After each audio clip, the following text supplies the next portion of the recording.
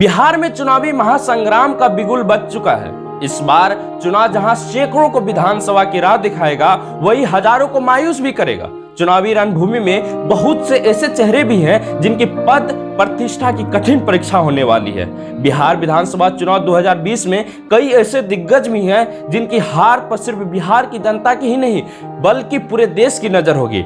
आइए आपको बताते हैं कि ये कौन है जिनके जीत हार अन्य उम्मीदवारों से कई ज्यादा मायने रखती है। नीतीश कुमार किसी परिचय के मोहताज नहीं, जनता दल यूनाइटेड के मुखिया और मौजूदा मुख्यमंत्री नीतीश कुमार एनडीए की ओर से मुख्यमंत्री का चेहरा भी है।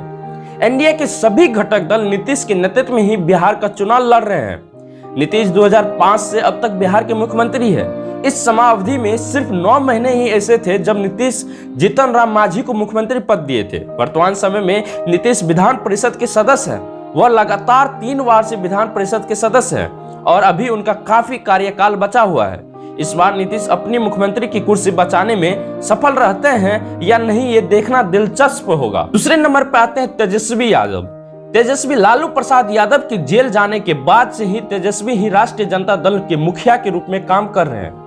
वह महागठबंधन को लीड भी कर रहे हैं। 2015 में तेजस्वी ने राघोपुर सीट से जीत हासिल की। तब राजद गठबंधन जेडीयू के साथ था। नीतीश सीएम बने तो समझौते के आधार पर डिप्टी सीएम का पद तेजस्वी को मिला। हालांकि 2017 में गठबंधन में टूट के चलते तेजस्वी सत्ता से बाहर हो गए और उनके बाद नेता प्रतिपक्ष के रूप में काम किया।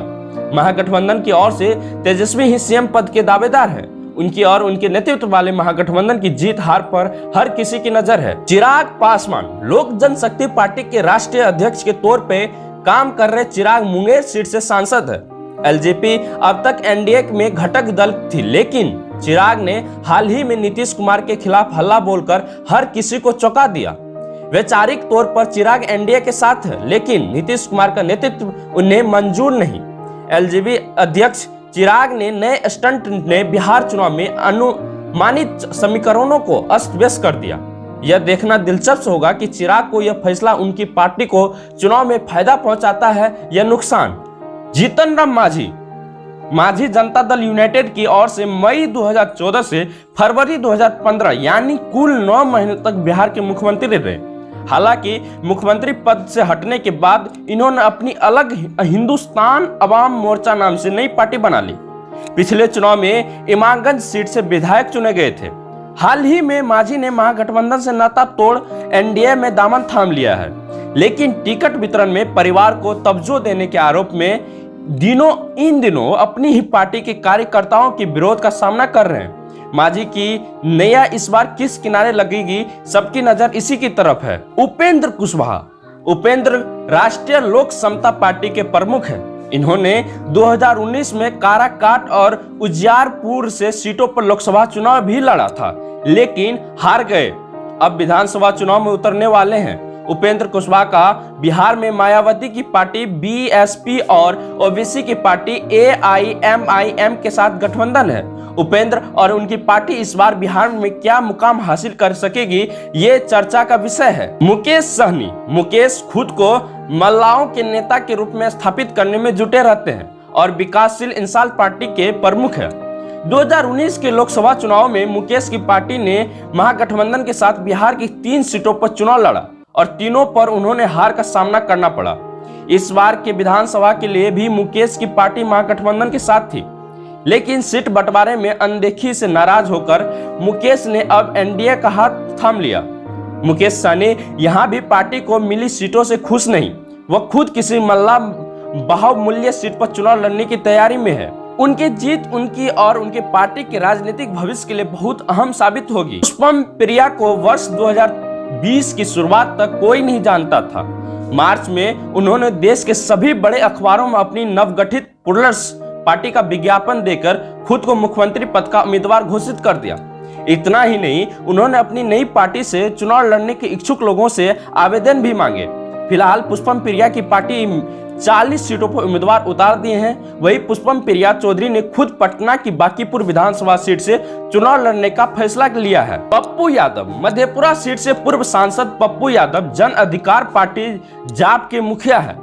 2019 में भी उन्होंने मधेपुरा से लोकसभा चुनाव लड़ा, लेकिन हार गए। वर्तमान समय में विधानसभा में पप्पू की पार्टी का एक भी विधायक नहीं है, जबकि पप्पू इस बार के चुनाव में अपनी पार्टी को मजबूत देने के लिए नए समीकरण गढ़ने में व्यस्त है। उनकी पार्टी जाप प्रगतिशील लोकतांत्रिक गठबंधन में है। उनके साथ SDPI और अन्य कुछ छोटे दल हैं। 33 सीटों पर उनकी पार्टी चुनाव लड़ेगी। गुप्तेश्वर पांडे, बिहार के DGP रहे गुप्तेश्वर पांडे फिल्म अभिनेता सुशांत सिंह राजपूत के मामले जांच के दौरान चर्चा में आए।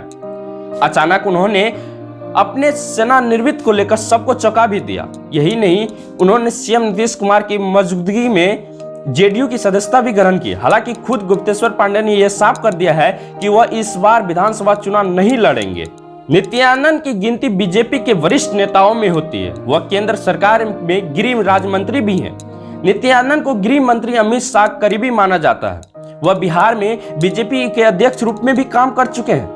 वह बिहार में चुनाव लड़ने नहीं जा रहे हैं, लेकिन चर्चा है कि अगर इस बार बीजेपी अपने दम पर बहुमत साबित कर पाती है तो नित्यानंद को पार्टी CM की रेस में आगे कर सकती है। फिलहाल नित्यानंद बिहार में के चुनाव पर सबसे पेनी नजर रखे हुए हैं और यहाँ बीजेपी का प्रदर्शन नित्यानंद के लिए सबसे खास होगा। पार्टी की जीत में ही उनकी जीत है। ये थे कुछ दिग्गज नेता जिनके जीत हार पे पूरे देश की नजर रहेगी। अब देखना यह होगा कि किसके पद रहता है और किसका पद जाता है। अगर आप यहां तक आ ही गए हैं तो प्लीज आपसे विनती है कि आप चैनल को सब्सक्राइब करके ही जाएं।